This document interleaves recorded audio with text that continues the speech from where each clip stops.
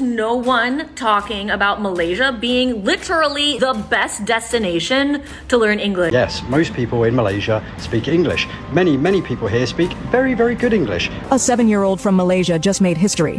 Amatullah Hamida is now an international speech competition champion. Education plays a critical role in shaping individuals, communities, and ultimately the future of our nation. The government aims to develop students who are knowledgeable and competent and prepared to contribute meaningfully to society and the economy. However, to address language proficiency challenges, the government introduced the MBMMBI policy, which aims to uphold the status of Bahasa Melayu while strengthening English language skills. So, the background of the MBMMBI. This policy was introduced by Malaysia's Ministry of Education in 2010, replacing the previous BBSMI policy that had caused concern over declining proficiency in Bahasa Malaysia and the rural-urban education gap. This balanced bilingual approach support the Malaysian Education Blueprint 2013 until 2025, which view the bilingualism as a vital 21st century skill. More than just improving language skills, MBMMBI is about producing a generation that is confident, globally competitive, and proud of its national identity. I will highlight the objective of MBMBI.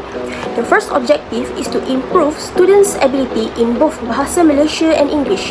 This is done through better teaching and learning methods that focus on communications, comprehensions, and confidence in using both languages. The second objective is to ensure there are enough trained and qualified teachers for Bahasa Malaysia and English. When teachers are skilled and confident, students are more likely to succeed in mastering both of the languages. The third objective is to increase teacher competency through continuous training and development. Programs such as language proficiency, training, workshops, and professional development courses are provided to help teachers improve their effectiveness in the classroom. Now we move to the strategy of MBMMBI. So let me explain 3 strategies under the MBMMBI policy. Firstly is aligning teachers' placements with subject specialization. The Ministry of Education identified a shortage of qualified teachers, especially in Bahasa Malaysia and English. So, from 2021 to 2023, over 22,000 teachers were recruited and placed based on their areas of expertise. In 2024, more than 6,000 contract teachers were also placed in schools nationwide. This ensured that only well-trained and competent teachers are teaching language subjects. Secondly is expanding publicity and language campaigns. So, according to Education Minister Fadil Nasiri, MBMMBI successfully not only on formal teaching, but also on community involvement. For example, like campaigns, forums, and events like the MBMMBI Carnival 2024 help raise awareness about the importance of bilingualism. Lastly is increasing student participation in language activities outside the classroom. So, through the highly immersive program or HIP, students take part in fun and engaging activities like debate, storytelling, and spelling bees. This program helps build confidence, especially in English, benefiting students from both rural and urban areas.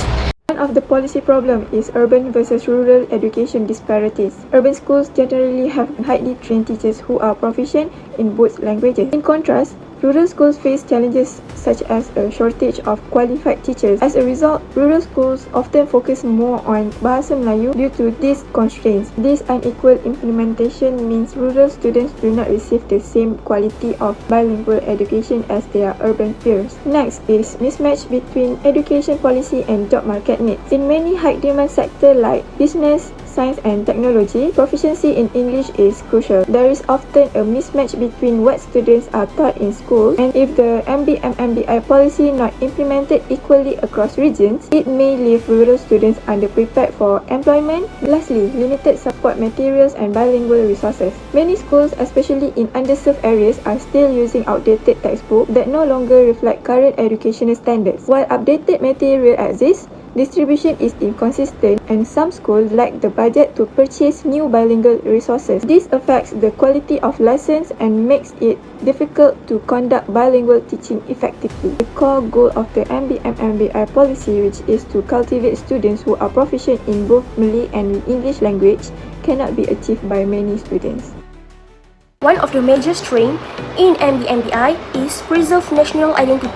By emphasizing Bahasa Malaysia as the primary medium of instructions, the policy strengthens the national language and fosters unity among Malaysians.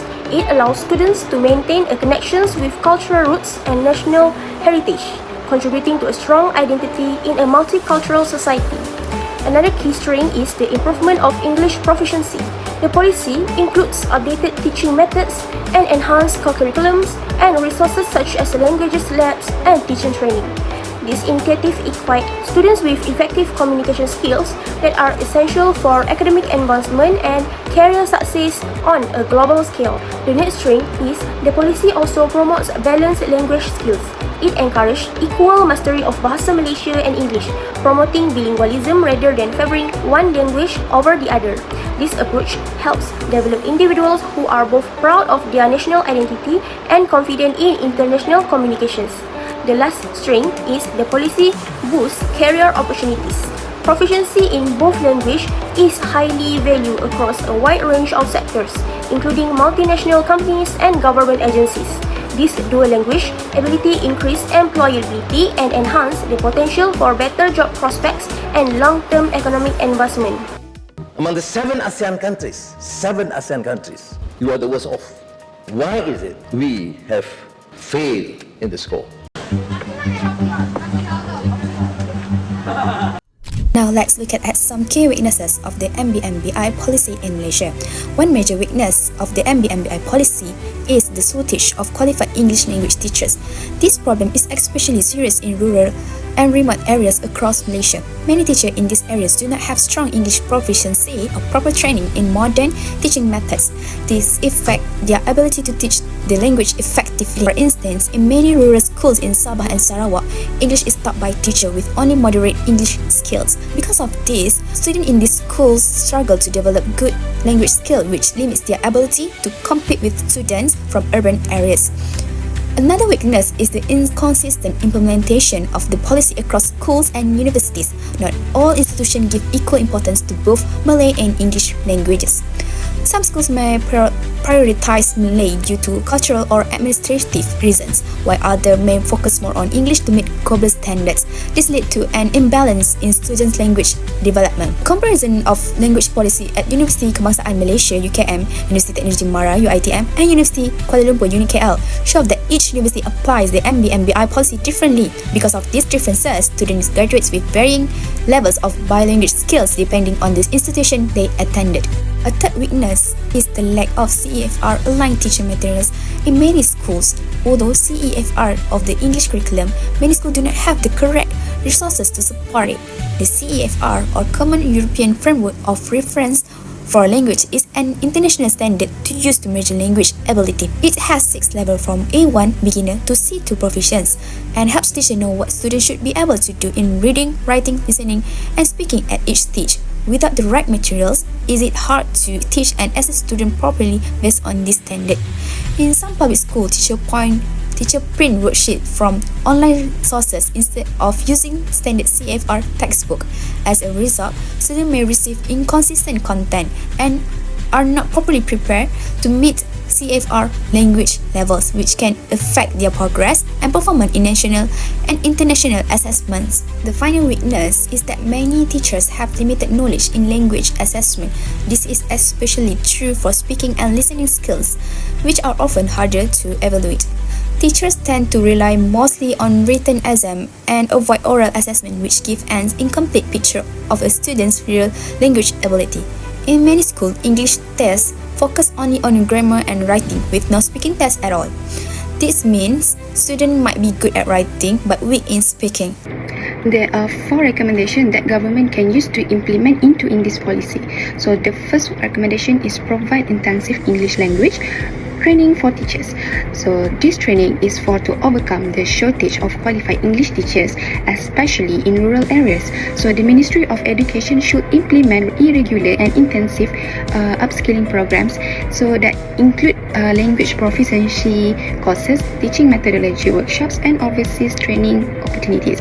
For example, the government could introduce a rural English teacher enhancement program where teachers in Sabah and Sarawak receive annual CEFR aligned training and mentorship for experienced trainers. The second recommendation is standardized policy implementation across institutions, because a clear centralized guideline should be developed to ensure consistent implementation of this MBMBI in all schools and universities. So the policy should outline balance use of both language in teaching, learning, and also institutional planning. For example, the Ministry of Higher Education could mandate all universities, including UKM, UiTM, and all civil universities that adopt a bilingual framework with fixed target for English and Malay medium courses, that ensuring alignment with national objective. The third recommendation is develop and distribute CEFR aligned teaching resources. Okay, this support the CEFR based on curriculum. So the government should invest in developing standardized textbooks, lesson plans, and digital resources that align with CEFR levels. So this resource must be accessible to all schools, including the rural ones. Okay, so the example is the ministry could launch a CEFR resource bank, an online portal where teachers can access free level appropriate materials from A1 to C2 learners. So reducing this will burden to create content from scratch. The last recommendation is improve language assessment literacy among teachers. So teachers need to target training on how to access all 4 language skills, such as reading, writing, listening, and also speaking accurately. So this workshop should include practical tools and rubrics for CEFR aligned assessments. So example that can be used is a nationwide initiative like CEFR assessment master class could be introduced to train English teachers on how to conduct and grade speaking and listening tasks using standardized rubrics and audiovisual tools. To conclude, the MBMBI policy was introduced to strengthen the use of Bahasa Malaysia and improve English skills among students in Malaysia. It has many good points like helping students become bilingual, keeping our national identity strong, and preparing young people for better job opportunities. However, there are still some problems such as lack of trained English teachers, different way the policy is used in schools, not enough CFR-based material, and poor language testing methods. To make the policy better, the government should give more training to teachers, make sure all schools follow the same plan, provide better learning materials, and helps teachers learn how to test all language skills properly. With these improvements, MBMBI can be more successful in helping students become confident in both Bahasa Malaysia and English. Thank you for listening.